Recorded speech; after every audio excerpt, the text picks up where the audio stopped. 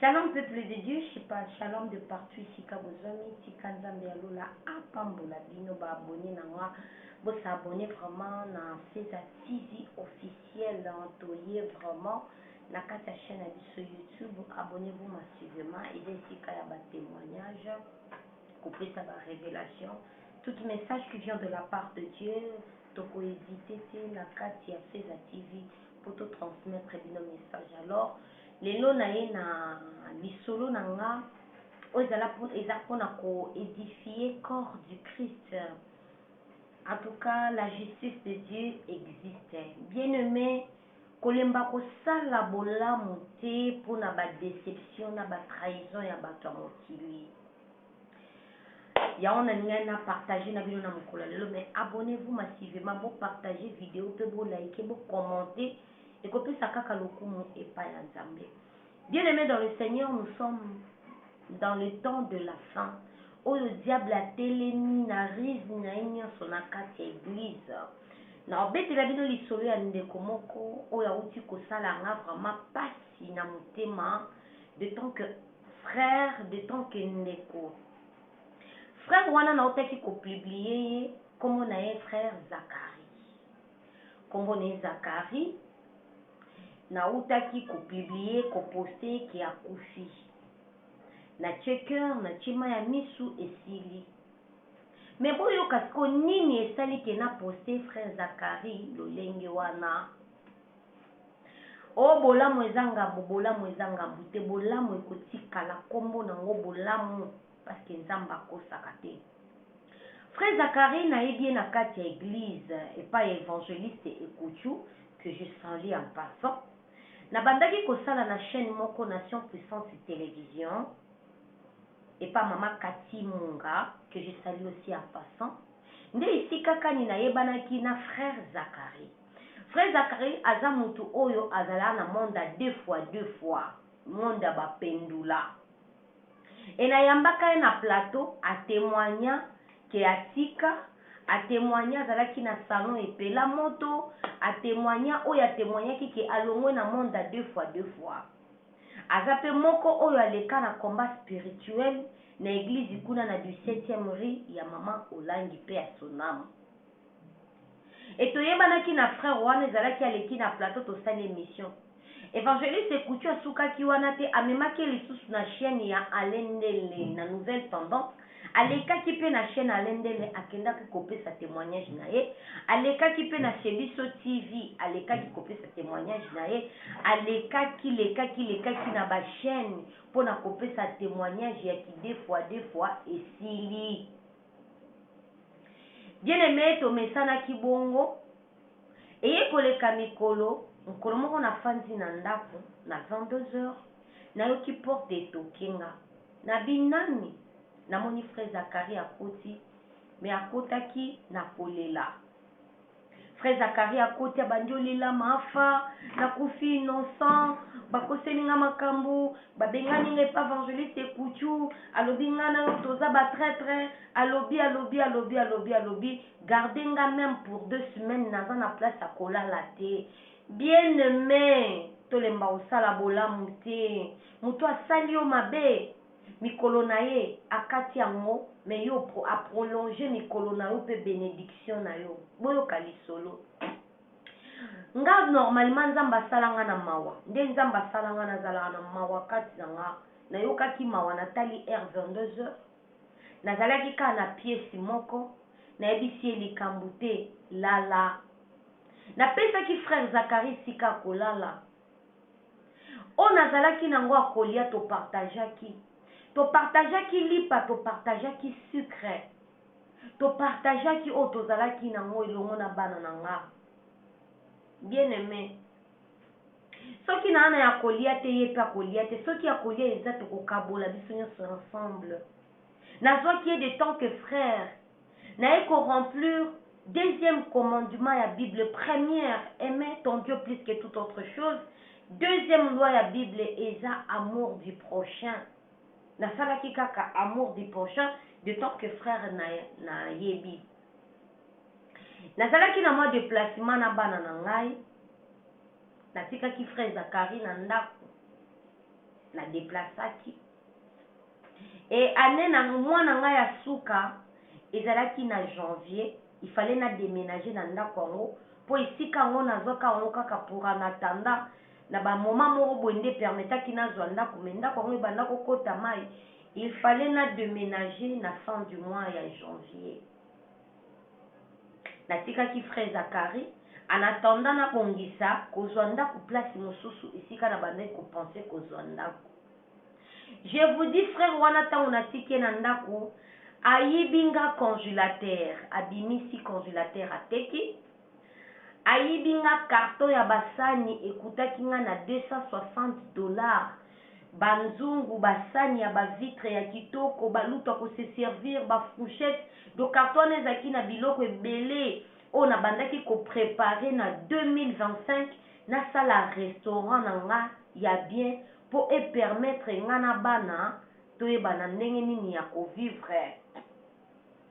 Bien aimé frère Zakari ayibinga oyo akokaki koyiba oyo esepelisaki motema na ye azwi congélateur à 200 litres na apretaki congélateur pour na restaurant ma ya komela mwa baji banini entre tanga mona bando sala baji baoba po esunga kaka na bana boyebika biso bamama bana okoki kofana maboko pamba te ake na panye na nga bilamba frère Zakari azwi bapiese ya maputa oyo nakata te aseservaki na oyo nyonso esepelisaki motema na ye. Frère Zakari ayibinga biloko akei e bakolo ndako bakoma ekobenga nga nake ebimisa biloko ntango nazwi ndako nde nalobi nake kobimisa biloko nake kokotisa nakende boye ndako etikali vide. Zakari ayibinga biloko ya ndako nafandi na vi na osala ndeni na poste kaka nde baposa bato bakufi na poste na publier na poste bato akufi na nini nga nazobisa bato akufi te botala eloko asali nga. Frère Zakari akufi na bia akufi te botala eloko asali nga ye moko aye komona publication wana aye kobenga nga aye kotindela nga voice na voice. Frère Zakari alobi boye na oyokisa bino ba voice na ye nalimbisa ye ezalaki ya mvutiment pasi eleki ye aza na esika ya kolala te azoteka te ayebaki te akosala nini yango wana Satan na mokonzi ya mvutima akotaki ye po ayibanga biloko ya ndako ateka po epermettre ye akende koluka mombongo ya makala akobanda kozongisela nga mbongo wana ndambu na bisi Zakari nga nabwakaki yo te bavoisi eza oyo nga nazalaki nango akolia tokabolaki place akolala napesaki yo zongisa kaka biloko na ngai. Zakari atindi souvent salobi kosambela ngo yo sambelaka eza ya ndenge nini. La Bible nous dit que le pardon c'est une puissance qui libère. Nasina sengi pardon yango oza mosakoli oza prophétesse ya mayo ya wapi nalobaki na korépondre ye lisusu te.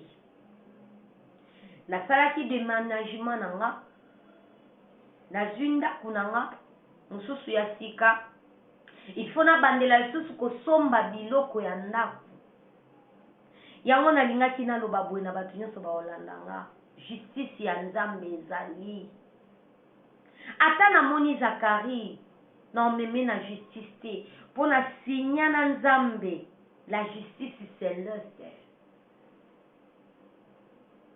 Muto mosusu oloba nga na osala su bolamu te mpo na mabe ya bato te nga na okontinue kosala bolamu malgré déception ya bato malgré ingratitude ya bato bolemba kosala bolamu te.